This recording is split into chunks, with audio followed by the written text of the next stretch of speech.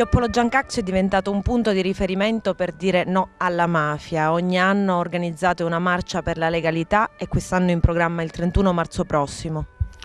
Sì, un grande momento che quest'anno giunge alla terza edizione, che vede coinvolte numerosissime scuole. Quest'anno ne avremo già 15 ufficialmente che aderiscono, avremo molti volontari, molti operatori che concorrono alla buona riuscita di questa manifestazione, che vuole dire no alla mafia, dire no alla cultura mafiosa, a quella che ci attanaglia, a quella che ci condiziona, a quella che non ci fa muovere verso un buon sviluppo del territorio. La presenza dei giovani aiuta a sottolineare il valore della vita, il valore della bellezza e soprattutto l'importanza di valorizzare quello che c'è nell'innocenza dei ragazzi.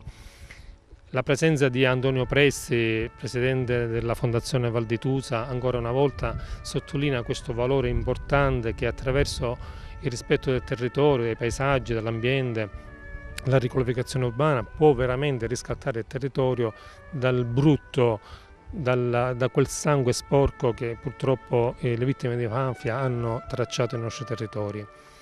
Sono momenti che a noi ci fanno un po' impressione, però vedo con buon auspicio questo percorso che stiamo facendo. Anche i vari sponsor che dal secondo anno in poi sostengono la manifestazione è un grande segnale di come la gente in tutti i livelli comincia a metterci la faccia e dire no alla mafia.